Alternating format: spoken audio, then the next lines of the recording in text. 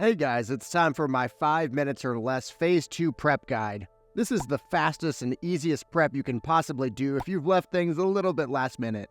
After all, we want to be as prepared as possible, but we just don't have infinite time to do it. So let's talk about the absolute best and quickest prep for Phase 2. First though, we need to talk about the importance of Phase 2 prep. Yes, Phase 2 is nearly here, but there is still plenty of time to do last minute prep. With proper planning, you can cut out annoying tasks that would otherwise have to be done in Phase 2. Things like leveling ults from 1 to 25 or just getting flight paths. Even farming Phase 2 pre-bis is something you could already be doing. Think of Phase 2 prep like you're putting in the time now to free up time later. Then the time you free up can be spent fighting for Gurabashi trinkets, blasting a Arathi Basin, and clearing the new Nomergon raid. The problem is that Phase 2 prep can be very overwhelming. We need to know exactly what to do in the shortest amount of time to maximize our efficiency and our time spent. So let's start with the act of leveling your character and actually getting the runes. If you haven't gotten all your characters to 25 yet that you plan to play, this is really the time. This is where RFC and Stockades boosting really comes into play. For less than 15 gold, you can get a character from 8 to 19 in just a few hours. This is huge because then you can start getting rested XP at level 25 with the new patch while you play your main. Meanwhile, this is also the time to be quickly grabbing all the rest of your runes. There are now summoning services to nearly every rune location. Getting any individual rune really won't take more than a few minutes, with a few exceptions like meta. All you really need is LFG Bulletin Board to quickly see who's selling summons at each location. Also on the add-on front, as you travel around, make sure to use Gathermate to locate chests to quickly open and get waylaid supplies. You definitely don't want to have to go back on all your alts in Phase 2 to get waylaid supply rep. Talking about having to go back and get things for the next phase, it's time to talk about gear. The fastest prep you can do for Phase 2 is bags. You can pick up a Darkmoon bag for just 5 to 6 gold using my spreadsheet to buy your own from the vendor. Then you can get 12 slot bags for the rest of your slots. Currently, getting 10 extra bag slots will cost you a total of about 25 gold. If I can pick up about 30 stacks of silk and some greens while I'm leveling, I'll easily pay for the bag cost. Another quick thing you can do is to use 60 upgrades to work on your pre-bis list right now. That'll save you time instead of having to do it when the phase actually launches. For me, a ton of the pre-bis pieces are already available in BFD, and if I can get them right now, I'll be saving hours in Phase 2.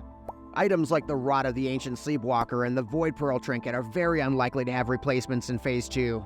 I have a pre-bis guide to all the gear you should be saving in Phase 1 that's relevant in Phase 2. Check it out in the top right.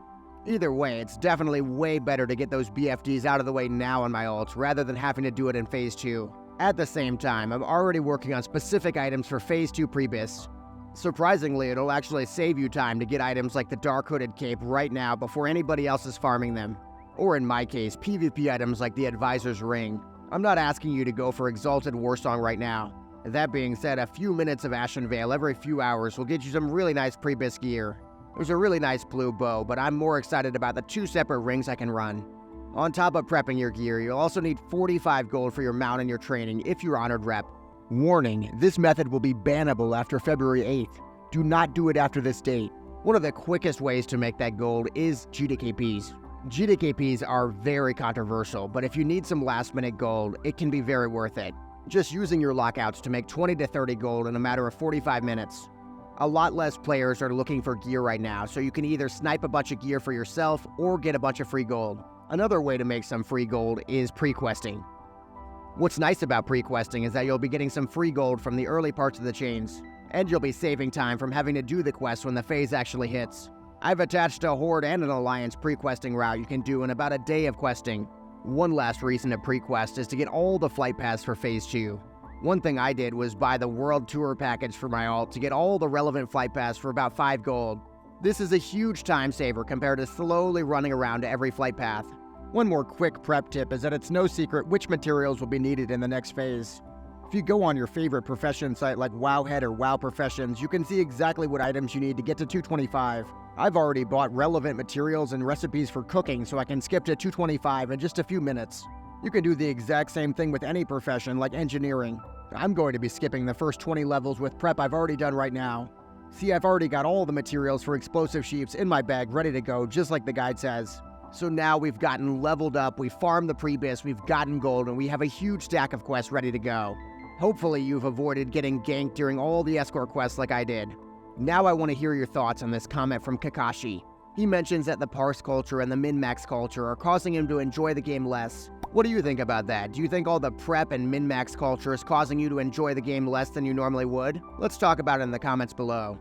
And make sure to subscribe because the No More Gone Bisque consumable video is coming out on Saturday. It's gonna be huge.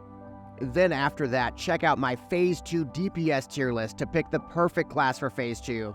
You might be surprised at my theory for the Phase 2 #1 DPS class.